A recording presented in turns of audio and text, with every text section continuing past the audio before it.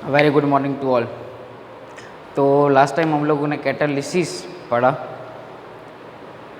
Catalysis के अंदर हम लोगों ने पढ़ा what is catalyst, it's characteristics, important features उसके देखे। फिर different different types of A catalysis reaction वो भी देखा हम लोगों ने। Auto catalysis, induced catalysis, homogeneous and heterogeneous catalyst. तो बहुत ही बेसिक और सबसे इजी कंसेप्ट अगर इस चैप्टर का हो तो वो कैटालिसिस था। आज उसके बाद हम लोग जाएंगे नेक्स्ट हमारे कंसेप्ट के ऊपर। आज का जो 2-3 टॉपिक को हम लोग आज कवर करने हैं। First, adsorption mechanism of heterogeneous catalyst. वहाँ से आज का टॉपिक जो है वो स्टार्ट करूँगा मैं।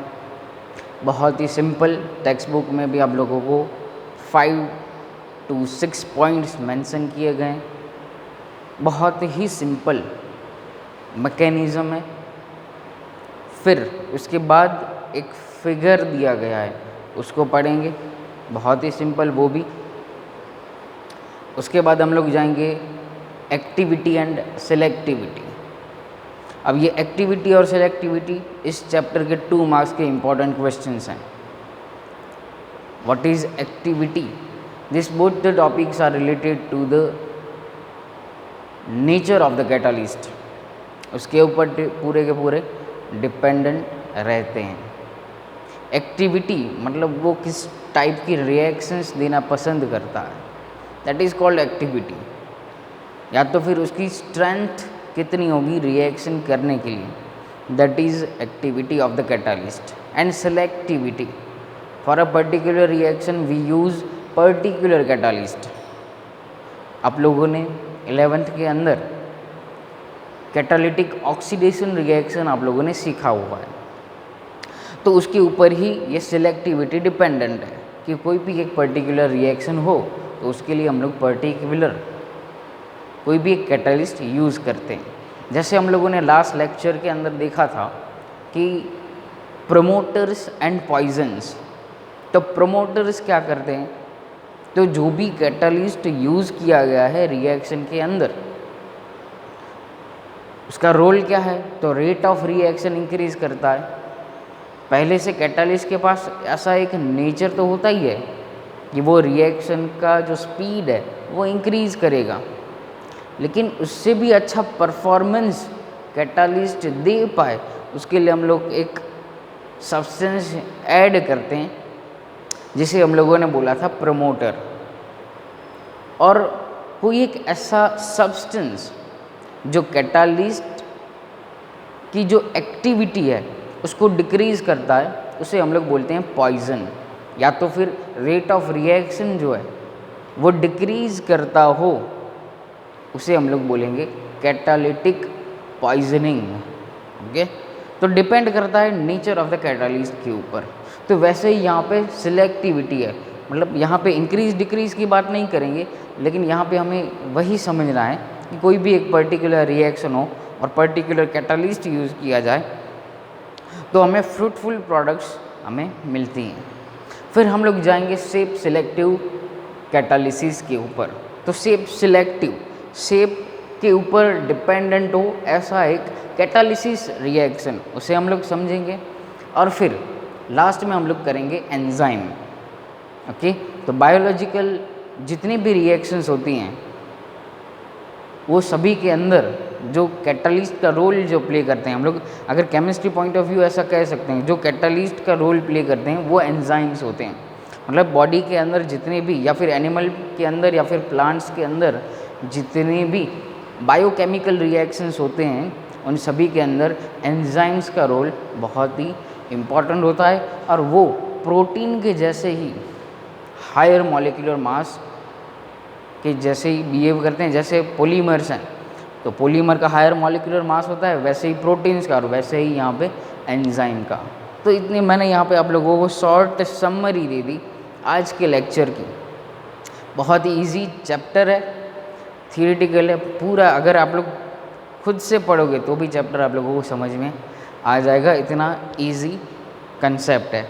तो सबसे पहले हम लोग स्टार्ट करते हैं adsorption theory of heterogeneous catalyst. तो उसके अंदर आप लोगों को फर्स्ट पॉइंट, मैं सीधा आप लोगों को पॉइंट्स के ऊपर से ही लेके जाता हूँ। टेक्स्ट बुक में आप लोगों को पूरा का पूरा एक्सप्लेन किया गया है, मैं यहाँ पे ऊपर ऊपर से आप लोगों को पॉइंट्स जो हैं वो बता रहा हूँ। सबसे पहला पॉइंट्स क्या होता है, तो diffusion of A reactant, diffusion of reactant. अब ये जो पॉइंट है उसे हमें समझना है, क्या होगा। देखो सिंपल, घर पे अगर कभी भी चाय बनाई हो या मैगी बनाई हो घर पे, तो ये रिएक्शन इजीली समझ में आ जाएगा। ये adsorption theory of heterogeneous catalyst क्या कहना चाहता है। पहले आप लोग क्या करते हो, रॉ मटेरियल इकट्ठा करोगे, फिर क्या करोगे, उसको मिक्स करोगे, फिर टेम्परेचर हीट दोगे गैस के ऊपर रख के, फिर आप लोगों को एक फ्रूटफुल प्रोडक्ट मिलेगा in the form of tea और in the form of Maggi.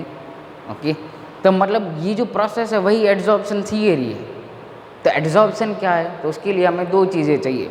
एक रॉ मटेरियल पहले प्रिपेयर करना पड़ेगा, तो दो चीज़ें चाहिए। क्या, एक हमें चाहिए एड्जॉर्बेंट और दूसरा चाहिए हमें adsorbent.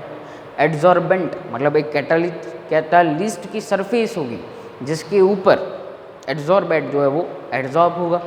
This is the first point, diffusion of a reactant. Second, पहले वो हमने क्या किया कि भाई दोनों जो चीज़ें थी उसे हमें इकट्ठा कर लिया।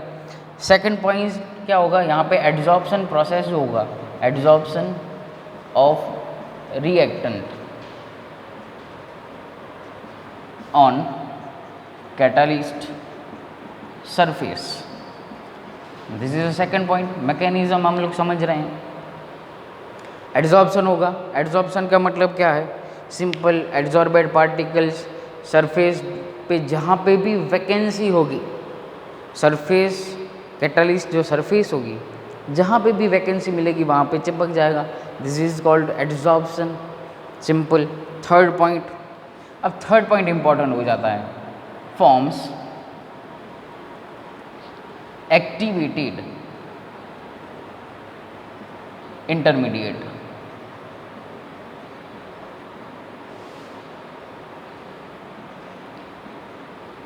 इंटरमीडिएट जो है वो फॉर्म करेगा यहाँ पे, इंटरमीडिएट।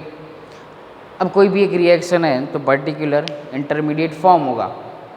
ओके, तो उसमें कोई नई बात नहीं है। फिर होगा यहाँ पे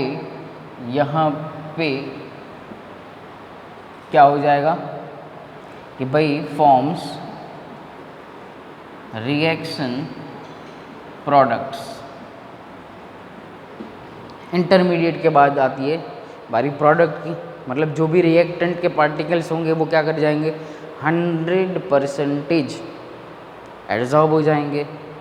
पहले के लेक्चर में हम लोगों ने पढ़ा हुआ है कि rate of adsorption is equal to rate of desorption होता है। तो लास्ट स्टेप क्या होना चाहिए, तो लास्ट स्टेप जो है वो मैकेनिज्म का होता है डिसॉर्प्शन। कि कुछ मॉलिक्यूल्स जो होंगे वो टेम्परेचर जैसे जैसे थोड़ा थोड़ा बढ़ता जाएगा वैसे वैसे अपनी सरफेस छोड़ के चले जाते होंगे एटमॉस्फेयर के अंदर, और दूसरे मॉलिक्यूल वहाँ पे आके एड्जॉर्ब हो जाते होंगे। This is called adsorption theory of heterogeneous catalyst. अब आप लोगों को टेक्स्ट बुक के अंदर छोटा सा एक फिगर दिया गया है, उसको भी देख लेते हैं हम लोग। छोटा सा एक फिगर के ऊपर आप लोगों को एक ऐसे स्ट्रक्चर ड्रॉ करके सरफेस ऑफ कैटालिस्ट, ये क्या है, सरफेस ऑफ कैटालिस्ट ऐसे दिखाया गया है। प्लस में आप लोगों को दिए गए हैं दो reactants, this A and B are reactants. तो सबसे पहला क्या था, तो डिफ्यूजन होके एड्जॉर्प्शन होगा। तो ये दोनों ए एंड बी जो रिएक्टेंट्स हैं वो कहाँ पे आ जाएंगे, इसके साथ एड्जॉर्ब हो जाएंगे इनकी सरफेस के ऊपर। इस प्रोसेस को आप लोग यहाँ पे लिख सकते हो, एड्जॉर्प्शन पहले आए, फिर फिर क्या होगा कि इन दोनों के बीच में एक सिंपल बॉन्ड जो है वो फॉर्म हुआ होगा। तो ये सरफेस और उसके साथ ये बॉन्ड बना लिया। फिर थर्ड स्टेप क्या था, तो यहाँ पे बनेगा इंटरमीडिएट, यहाँ पे इंटरमीडिएट बना। इंटरमीडिएट का मतलब क्या होगा कि ए एंड बी, उन दोनों के बीच में क्या बन जाएगा, बॉन्ड।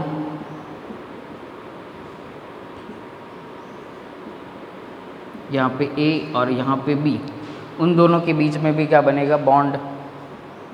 ये बना हमारा इंटरमीडिएट, और इंटरमीडिएट से क्या बनेगा हमारा लास्ट प्रोडक्ट। प्रोडक्ट बना, और साथ में क्या बनेगा, साथ में डिसऑर्प्शन भी मैं ले लेता हूँ यहाँ पे, दोनों स्टेप साथ में।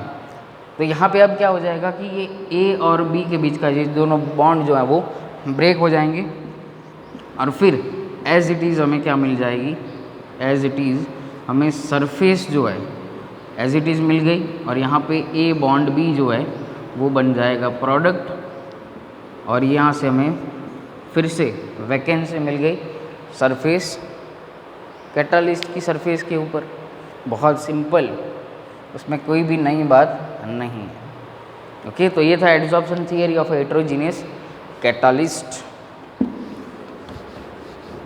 अब नेक्स्ट टॉपिक जो है वो हमारा एक्टिविटी है। अब एक्टिविटी जो है डिपेंड करता है, सबसे इम्पॉर्टेंट बात है ये एक्टिविटी।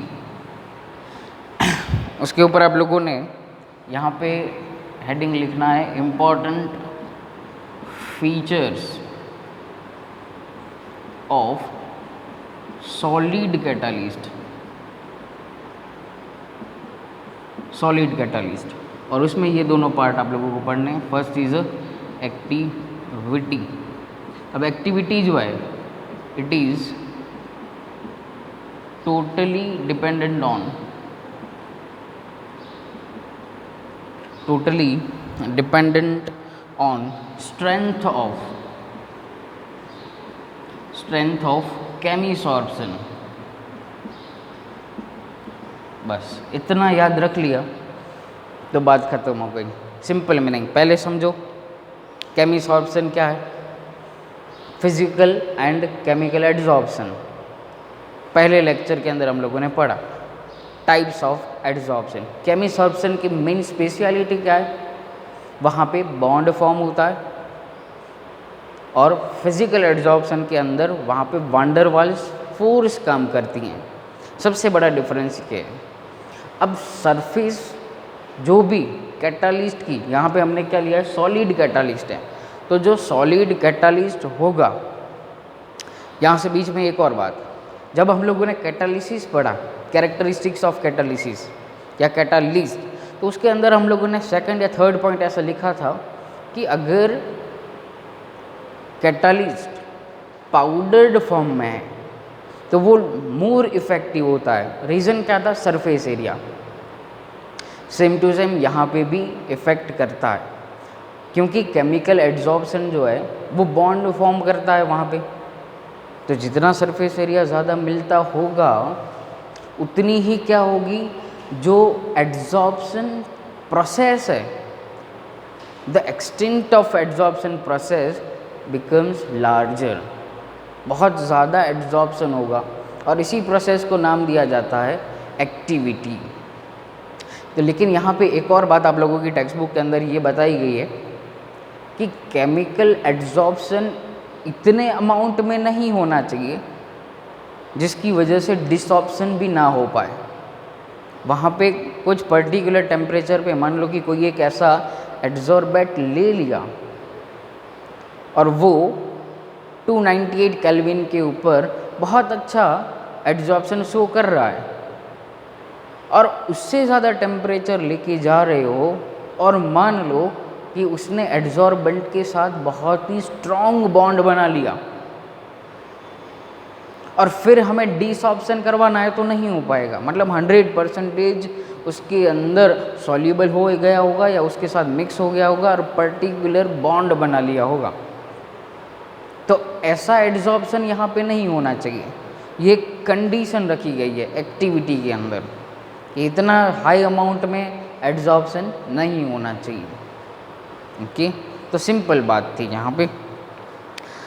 सेकंड आप लोगों को मोस्ट इम्पॉर्टेंट जो बात है एक्टिविटी के अंदर वो ये बताई गई है, हाइड्रोजिनेशन का एग्जाम्पल लिया गया है। हाइड्रोजिनेशन, ये हाइड्रोजिनेशन आप लोग ऑर्गेनिक केमिस्ट्री में पढ़ते हो। Hydrogenation reaction to add hydrogen in particular compound. वहाँ पे आप लोगों को ऐसा बताया कि पीरियोडिक टेबल के अंदर 5 to ग्रुप नंबर 11 उनकी जो एक्टिविटी होती है वो हाईएस्ट मिलती है, and among them group number 7 to 9, 5 to 11 में एक्टिविटी मैक्सिमम, लेकिन उसमें से भी सबसे अच्छी जो एक्टिविटी शो करते हैं 7 to 9 एलिमेंट्स, मेटल्स जितने भी वहाँ पे होंगे उनकी मैक्सिमम हाइड्रोजिनेशन करने की जो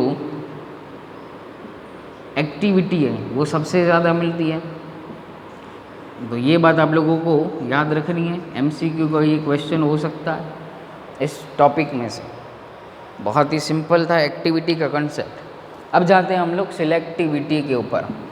सिलेक्टिविटी तो इससे भी इजी है, तो मैंने आप लोगों को पहले ही समझा दिया कि कोई भी एक पर्टिकुलर रिएक्शन हो रहा है, कोई भी एक पर्टिकुलर रिएक्शन हो रहा है तो उसमें एक स्पेशल कैटालिस्ट यूज़ होता है। तो कोई एक कैटालिस्ट पर्टिकुलर रिएक्शन के लिए यूज़ होता है, बस दिस इज़ कॉल्ड सिलेक्टिविटी। क्या होता है डेफिनेशन उसका वो भी हम लोग लिख लेते हैं। The selectivity of a catalyst is its ability to direct a reaction to yield a particular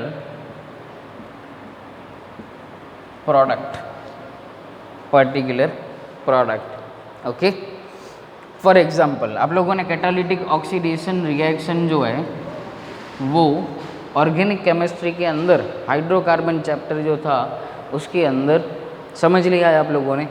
तो मैं यहाँ पे carbon monoxide plus 3 moles of a अगर हाइड्रोजन लूँ and in the presence of a nickel catalyst, तो वहाँ पे हमें मिलता है methane gas plus H2O gas.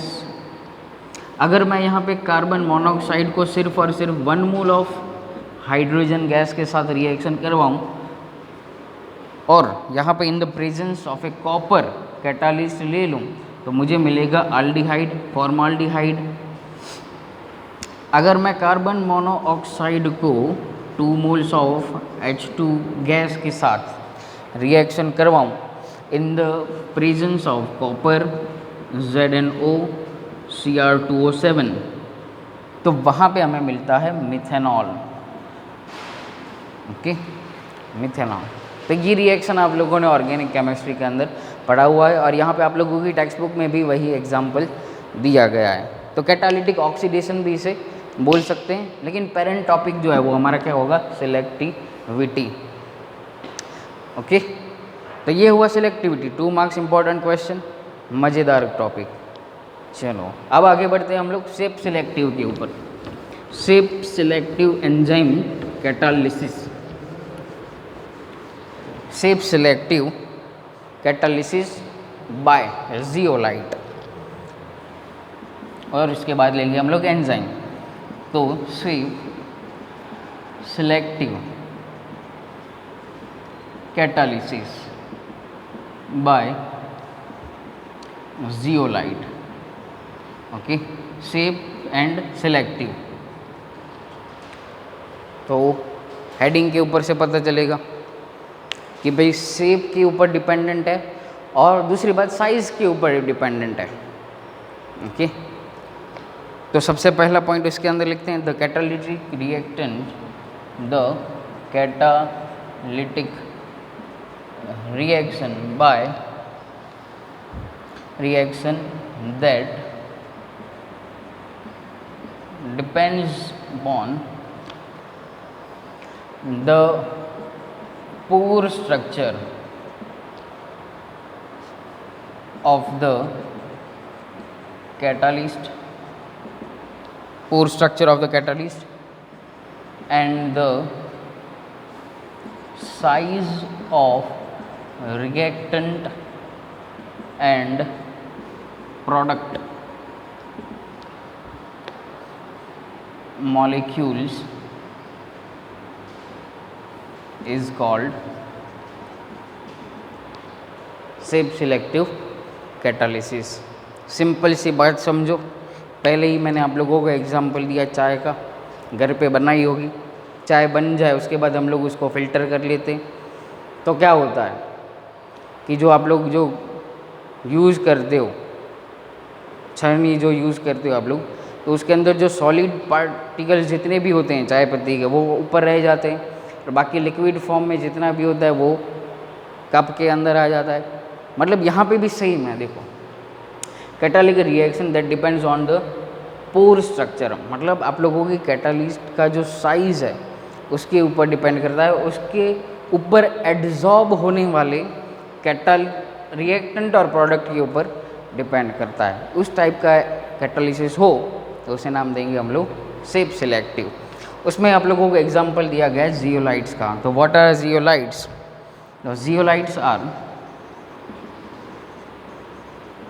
Zeolites are microporous. ये सब कुछ आप लोगों की टेक्स्ट बुक के अंदर दिया गया है। Microporous alumino silicates. अब एल्यूमिनो सिलिकेट्स 11th के अंदर चैप्टर नंबर 13 के अंदर आप लोग पढ़ चुके हो। Silicates with honeycomb like structure. Okay, second point, they are widely used in petrochemical industries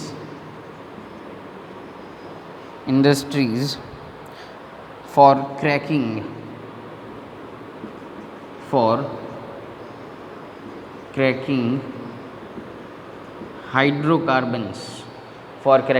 hydrocarbons. आगे हम लोगों ने जो कैटालिटिक ऑक्सीडेशन रिएक्शन का एग्जांपल दिया, वही क्या है? Cracking of hydrocarbons. क्रैकिंग का मतलब ब्रेक करना। ओके, और यहाँ पे फिर आप लोगों को ऐसा लिखा गया है कि ZSM-5 का एग्जांपल दिया गया है, that is used to convert alcohol directly into the gasoline. ठीक है, तो ये हुआ shape selective catalysis. Last topic आज का हम लोग ले लेते हैं एंजाइम्स।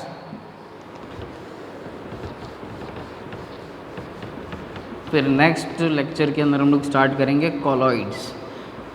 इस चैप्टर का मोस्ट इम्पॉर्टेंट कंसेप्ट होगा वो, और इसी के ऊपर से ज़्यादातर एग्ज़ाम में क्वेश्चंस आते रहते हैं। चलो, तो लास्ट टॉपिक आज का एंजाइम्स। अब एंजाइम्स मैंने आप लोगों को इंट्रोडक्टरी पार्ट के अंदर बताया, they are like proteins having higher molecular mass. और जितने भी बायोलॉजिकल रिएक्शन होते हैं, all biological and biochemical reactions जो होते हैं, उसके अंदर मेन पार्ट जो होता है वो, मतलब इम्पॉर्टेंट रोल एंजाइम्स प्ले करते हैं। Enzymes are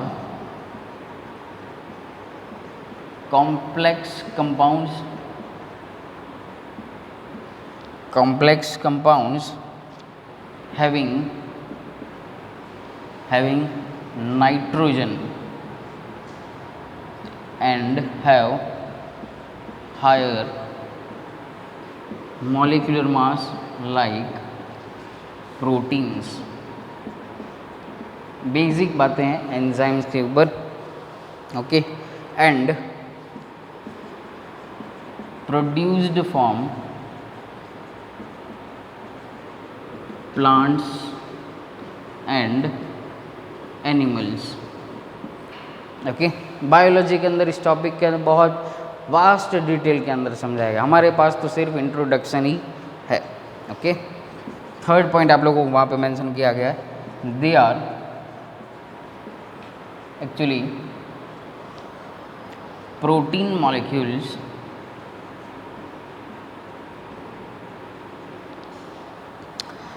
of higher molecular mass and forms colloidal solution in water। वो क्या करते हैं, प्रोटीन के साथ कॉलोइडल सॉल्यूशन भी प्रिपेयर करते हैं। व्हाट आर कॉलोइड्स, उसको हम लोग नेक्स्ट लेक्चर के अंदर स्टार्ट करेंगे। फिर last point, they catalyse biochemical reactions and are called biochemical catalysts। उसकी वजह से उन्हें क्या कहते हैं, बायोकेमिकल कैटलिस्ट भी उन्हें कहा जाता है। Next, characteristics of enzymes। 5 characteristics are there। सबसे पहला, they are highly efficient, reaction करने के लिए highly efficient, highly specific in nature, मतलब पर्टिकुलर रिएक्शन के लिए पर्टिकुलर एंजाइम्स यूज़ होते हैं। Third, highly active under optimum temperature, और ऑप्टिमम टेम्परेचर क्या है उनका 298 to 310 केल्विन। इस टेम्परेचर के अंदर इस रेंज में होंगे तो वो हाईली एक्टिविटी शो करते हैं। Number 4, highly active under optimum pH, मतलब 5 to 7 पीएच में हो तब भी वो हाईली एक्टिविटी शो करते हैं। एंड लास्ट जो है, बेटर एक्टिविटी